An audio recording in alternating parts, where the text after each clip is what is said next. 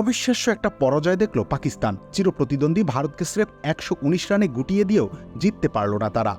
শেষ ওভার পর্যন্ত ব্যাটিং করা সত্ত্বেও নির্ধারিত লক্ষ্যের ৬ রান দূরে থেমে যেতে হয়েছে তাদের। আর এমন দিনে কাঠগড়ায় দলটির মিডল অর্ডার। শুরুর দিকে বেশ ভালো অবস্থানে থাকা সত্ত্বেও মিডল অর্ডার ব্যাটারদের কারণেই এই পরাজয়। অবশ্য ব্যাটারদের দোষ দিয়ে কি হবে? ক্রিকেটীয় ব্যাকরণে মিডল অর্ডার ব্যাটার বলতে যা বোঝায় সেটাই তো নেই বাবর আজমদের একাদশে।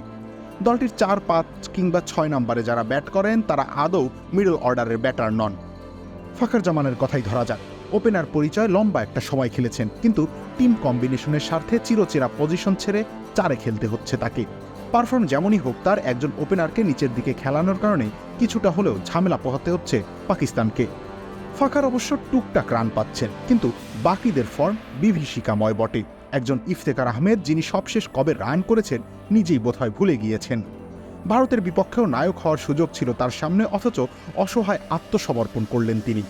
আরেকজন আজম খান, অভিষেকের পর থেকেই ছন্দ হারিয়ে বসে আছেন। দুরবস্থা থেকে বাঁচতে শাদাব খানকে সুযোগ দেওয়া হয়েছে মিডল অর্ডারে, কিন্তু তিনি একজন বোলিং অলরাউন্ডার, তাই দীর্ঘমেয়াদী সমাধান হওয়া তার পক্ষে সম্ভব নয়। আর অবসর ফেরত ইমাদ ওয়াসিম শোকে কাতর সমর্থকদের পাথর করে দিয়েছেন।